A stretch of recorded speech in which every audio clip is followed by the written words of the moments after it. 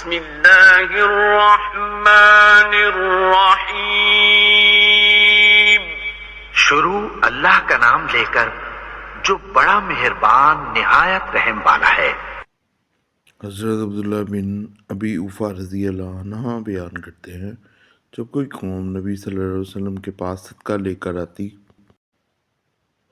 تو آپ دعا فرماتے، اے اللہ فلاں کی آل پر رحمت فرما. جب میرے والد صدقہ لے کر آپ کی خدمت میں حاضر ہوئے تو آپ صلی اللہ علیہ وسلم نے فرمایا، اے اللہ ابو اوفا کی آل پر رحمت فرما. بخاری مسلم ایک روایت میں ہے، جب کوئی آدمی اپنا صدقہ لے کر نبی صلی اللہ علیہ وسلم کی خدمت میں حاضر ہوتا تو آپ صلی اللہ علیہ وسلم فرماتے، اے اللہ اس پر رحمت فرما. بسم اللہ الرحمن الرحیم. السلام علیکم ناظرین و حاضرین، کیا حال ہے آپ کا؟ ٹھیک ہے؟ آپ سب ٹھیک ہوں گے؟ اللہ کا بہت کرم. میرا ذرا گلا خراب ہے لیکن الحمدللہ کافی بہتر ہے پہلے سے.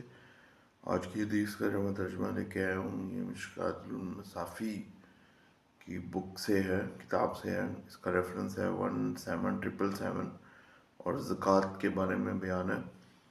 اس میں حضرت ابو بن اوفا رضی اللہ عنہ کی روایت ہے کہ حضور پاک صلی اللہ علیہ وسلم نے فرمایا، بلکہ حضور پاک صلی اللہ علیہ وسلم کی خدمت میں جو بھی بندہ صدقہ لے کے آتا تھا تو حضور پاک صلی اللہ علیہ وسلم اس بندے کے لیے دعا فرماتے تھے کہ اے اللہ اس بندے کی آل پر رحمت فرما.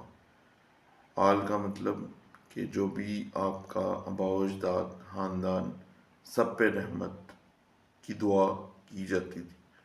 تو اس کا مطلب ہے کہ صدقے کی بہت رحمت اور بہت فضیلت اور بہت ثواب ہے، اجر و ثواب بہت زیادہ ہے. اور اگر دنیاوی لحاظ سے دیکھیں تو اس کا فائدہ بہت ہے کہ ایک تو مال ایک جگہ پہ نہیں رہتا، ڈسٹریبیوٹ ہو جاتا ہے. اور ڈسٹریبیوٹ ہونا ایک بہت پازیٹیو سائن ہے ایک قوم کے لیے. اور اس سے یہ فائدہ ہے، بہت سے فائدے ہیں، ایکسٹرنل فائدے بھی ہیں، نیگیٹو چیزیں کافی ختم ہو جاتی ہیں، چوری چکاری ڈکیتیاں ختم ہو جاتی ہیں، کیونکہ لوگوں میں دوسرے کی طرف دیکھنے کی وہ چیز نہیں رہتی کہ اس کے پاس بہت مال ہے میرے پاس نہیں ہے. ایسا کچھ نہیں رہتا، لالچ نہیں رہتا، اور یہ ہمیں کرنا چاہیے.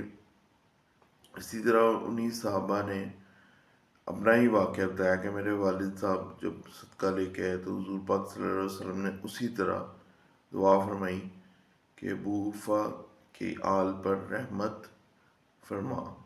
یہ صحیح بخاری کی روایت سے ہے. اسی طرح اور بھی متفق روایات ہیں جن میں حضور پاک صلی اللہ علیہ وسلم نے جو بھی صدقہ لے کے آتا تو اس کے لیے دعا یہی فرماتے تھے کہ اللہ اس بندے اس آدمی کے اوپر رحمت فرما.